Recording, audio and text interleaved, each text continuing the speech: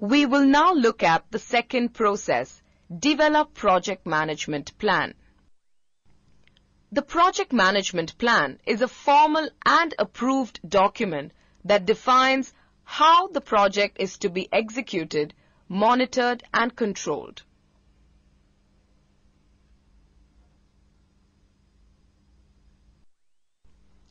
The Develop Project Management Plan is a part of the planning process group. The work involved in this process results in a collection of management plans and baselines. Pause here to familiarize yourself with the inputs, tools, and outputs of this process. The process of developing the project management plan involves putting together all the subsidiary plans and the baselines. Subsidiary plans are plans on how the project team intends to address each of the knowledge areas. Example, the cost management plan, which is a subsidiary plan, which will have information on how the project team intends to address costs in the project. Think of the project management plan as a folder, and all the subsidiary plans and baselines go into that folder. The process of developing the project management plan involves putting together all the subsidiary plans and the baselines. The project management plan provides guidelines on how the project will be defined, executed, monitored, controlled, and closed. For example, how will the requirements be gathered? How do we perform the project? How do we control the project? Let's look at the inputs for the process Develop Project Management Plan. The first input is the project charter. Think of reasons as to why we would need the project charter for us to develop the project management plan. Remember, the project charter is signed off by the sponsor to go ahead and start the project. The charter will contain high-level details about the project. This information is used by the project manager to prepare the project management plan. Let's look at the next input for the process Develop Project Management Plan. Outputs from the planning processes.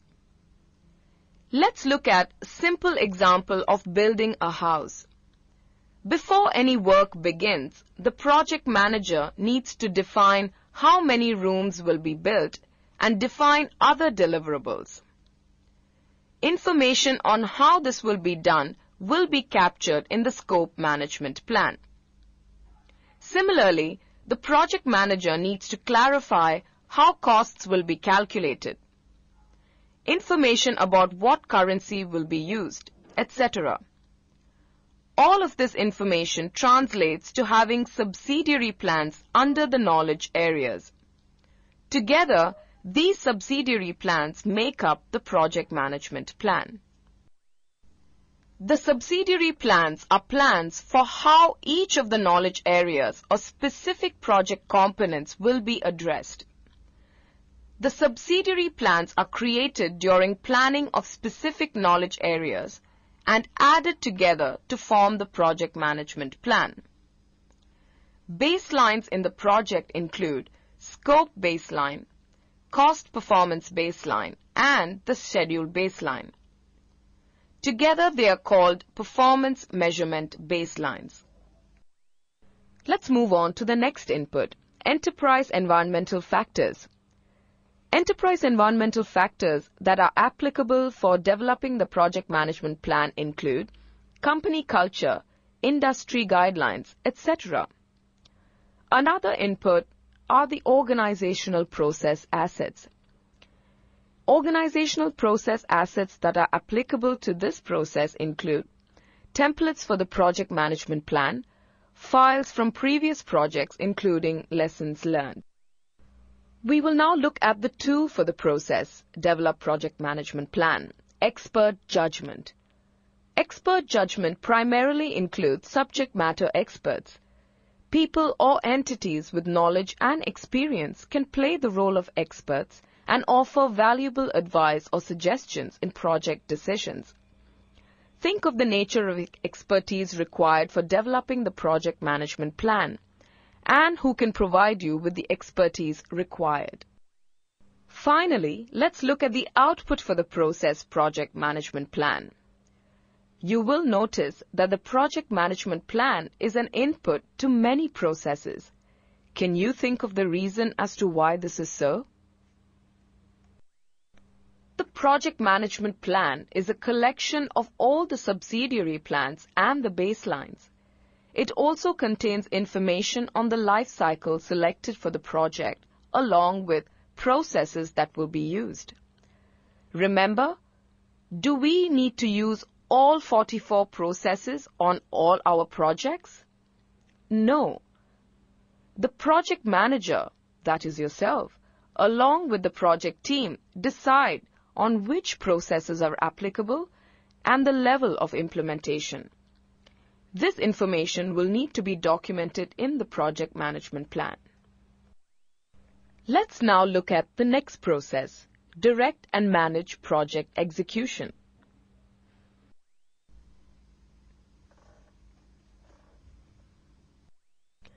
The direct and manage project execution process is about performing or getting the work done according to the project management plan. The work as specified in the project management plan is accomplished to create the deliverables. The project manager typically engages with the work package teams to get the work done. The project management plan serves as a guideline for doing the work. Let's now look at the inputs to the process direct and manage project execution. The first input is the project management plan. Think of the reasons as to why the project management plan is an input to this process. Work performed, which happens in this process, will be based on the plans. The plans are in turn contained in the project management plan. Now it makes sense, doesn't it? The second input is approved change requests. Approved change requests are authorized changes to the project. These authorized changes result in changes to the project management plan. When executing the project, only approved change requests should be implemented. As a general rule, all approved change requests should be documented.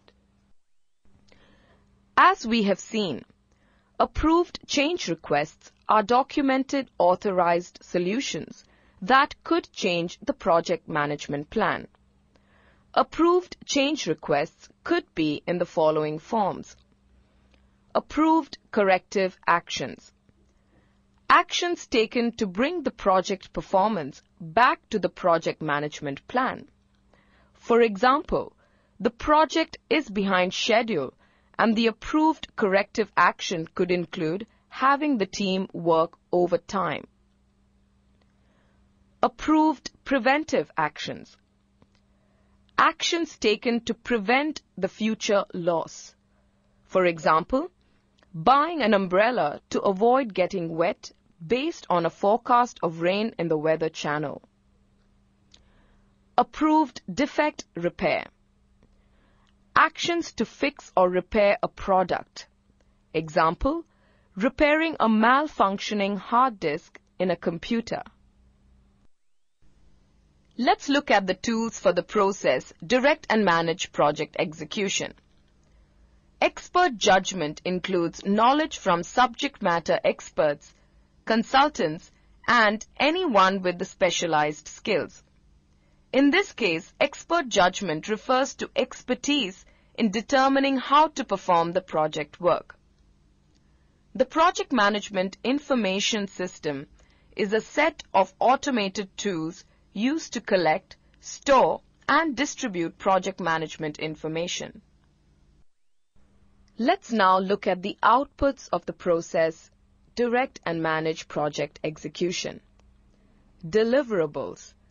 Think of the result or results of performing or executing work.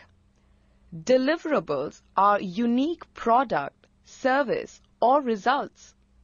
Deliverables can also include providing capability or functionality.